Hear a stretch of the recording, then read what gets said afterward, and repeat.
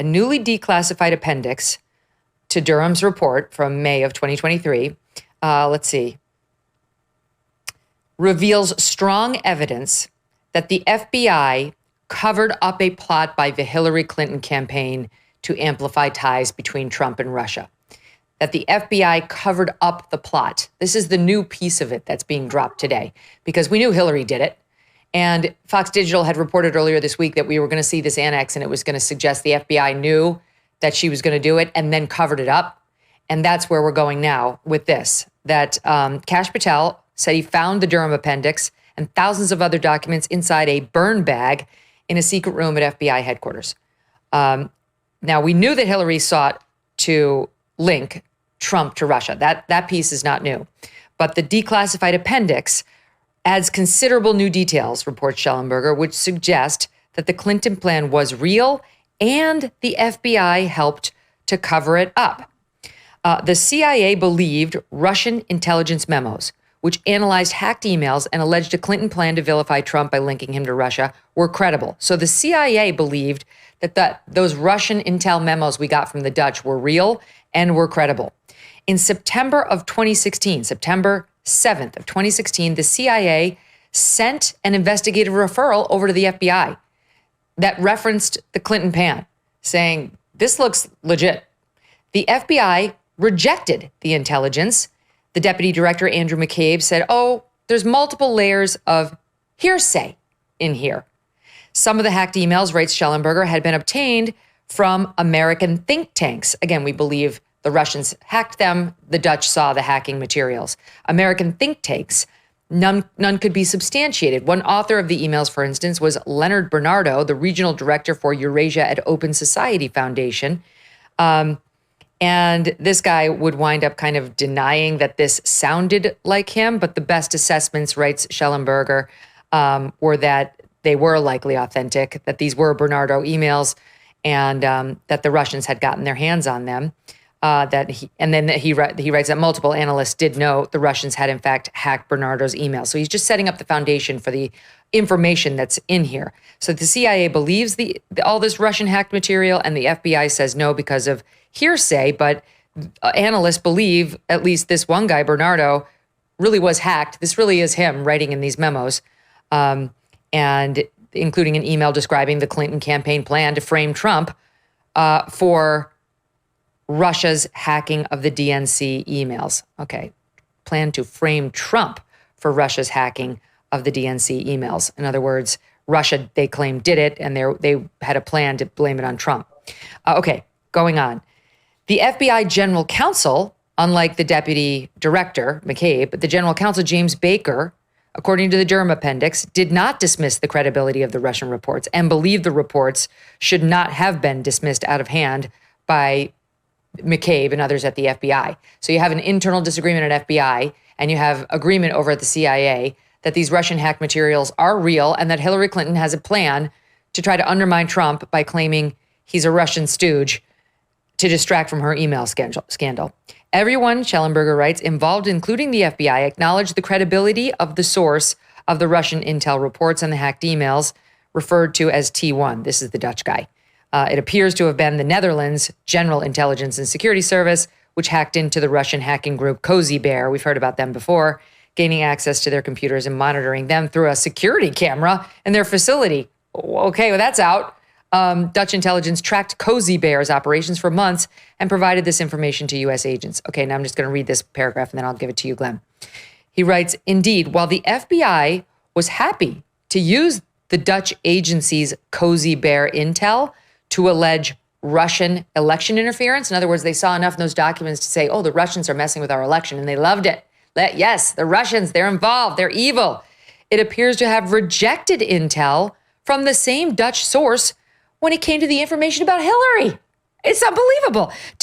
I'm quoting here from Schellenberger, despite credible evidence of a Clinton plan to fabricate a scandal accusing Trump of working with Russia to interfere in the election, the FBI appears to have done exactly what Clinton wanted.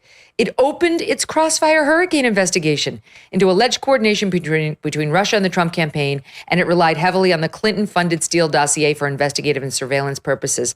My head is going to explode. I don't know the scandal as well as you do, Glenn. Like, what is new? Because what I'm being told is new is the FBI's willingness to help her do this. And now we're seeing the behind the scenes machinations of them like rejecting the Dutch intel stolen from the Russian intel about all the bad shit she did, but leaning into anything bad that Russia did. All right, so let me just step back for a second. I know people know this, but I think it's important to really emphasize. At the time all of this was happening, the 2016 election, the person in charge of the entire executive branch, which means the FBI and the CIA and the rest of it, was Barack Obama. Barack Obama had named and had as crucial part of his administration Hillary Clinton. She served as his Secretary of State from 2008 to 2008 to 2012 when John Kerry took over. She was integrally integrated into the Obama administration. We know that Joe Biden wanted to run for president in 2016, and Obama told him, I'm not going to support you. I'm going to support Hillary. So the entire executive branch is led by Barack Obama. And then people like James Clapper and John Brennan and Jim Comey were close associates and colleagues of Hillary Clinton. And they were doing everything possible, abusing the intelligence community in order to help her win, regardless of what they needed to say, no matter how untrue that it was. I think it's just really important to remember that. And then also, although at the time, all of these FBI and CIA people pretended to be apolitical, Jim Comey with that smug, sanctimonious sense of how dare you question my integrity, I'm the highest and most noble public figure ever to exist. They all came out as MSNBC analysts. They all despised Donald Trump. Andrew McCabe got fired for lying. He then turned into an MSN. They all turned into like hardcore anti-Trump commentators from the very start. We just happened to walk across those shells on the beach. I mean, 8647, just recently, that's how he feels about Trump. And we have those Lisa Page and Peter Strzok emails where they're just openly talking about how much they hate Trump and how they're going to use the FBI investigation to. So the broad outlines have been known forever. And the idea that the FBI politicized their investigation, working with the CIA and handpicked intelligence in order to help the Hillary Clinton campaign's main theme, I could list to you 1,000 different pieces of evidence that have been known for a long time. But I do think that, and I want to go back just a second, when Donald Trump named Tulsi Gabbard DNI, it was amazing to watch the Democratic Party freak out because the Democrats were voting for a lot of Trump nominees unanimously, like Marco Rubio and others like that. They were totally fine with them, even though they were a long-term Republican Party conservative, on the conservative wing. They had no problem with them. The person they had the biggest problem with, one of the people, was Tulsi Gabbard. Even though she spent 8 years as a Democratic member of Congress, she had supported Bernie Sanders, she endorsed Joe Biden in 2020. Why? Because they knew that she was an outsider and that her intention was to go into the CIA and go into the National Intelligence State and expose the corruption that was oozing all through it. Whereas, even more reliable career people who come from there aren't willing to rock the boat that way. Even if they're more loyal to Trump, they're still institutionalists. That's why her doing this is why they were petrified. Remember, Hillary Clinton called Tulsi Gabbard a Russian agent. They were calling everybody a Russian agent. They still are calling her a Russian agent.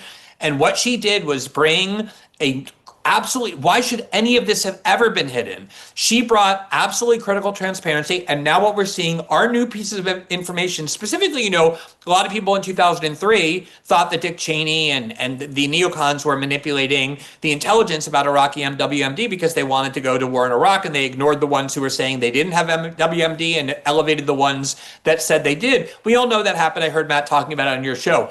This is exactly what happened. The thing is, you need the documents and the transparency and the facts to really make the historical case in a totally definitive way. And that's what's new. That's what we're now getting. These kind of details showing exactly which actors in these agencies deliberately disregarded the intelligence that undermined their case and highlighted the intelligence that they wanted to promote as a political narrative, often, as you just got done saying from the Michael Schellenberg article, in the same intelligence report. They're like, yeah, this helps. Let's use this. But let's consider this unreliable because this undercuts it. This is, Megyn, the kind of extreme abuse of power that is as threatening to American democracy as anything they've accused Donald Trump of doing. This is deliberate interference in our elections, using the secret parts of our agency, disseminating lies. And here's the problem.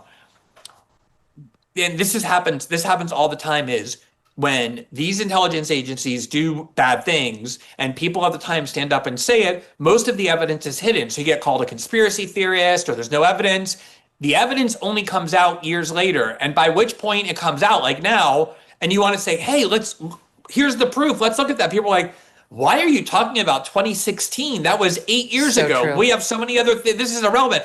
The media will not cover this, I promise you. And you know why? Because I consider, although the FBI and the CIA took leading roles in the Obama administration, the media to be the primary culprits. Without them abdicating their role of oversight of these intelligence agencies, of being journalistically skeptical of what they were being told, they were more eager than anybody to close ranks with Hillary's campaign and the intelligence agencies.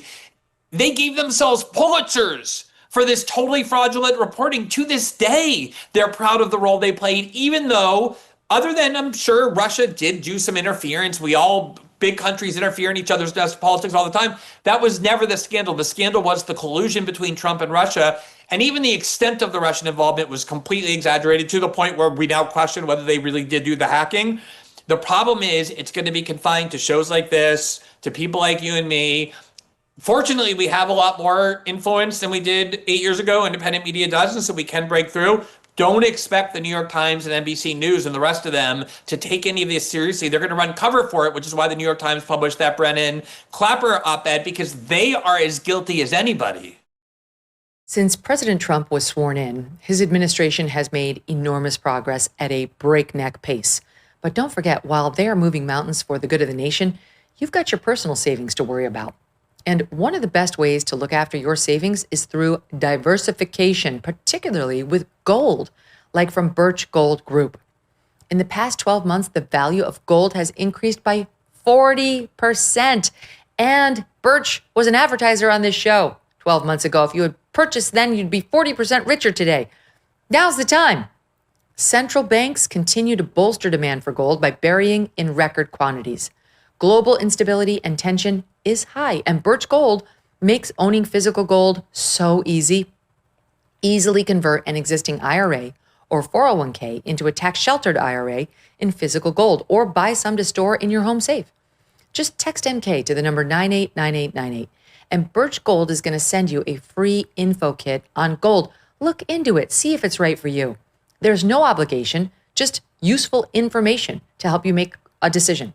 With an A+ rating, with a Better Business Bureau, and tens of thousands of happy customers, take control of your savings today. Text MK to 989898. Thanks so much for watching. If you like what you just saw, hit the subscribe button for more clips and full episodes.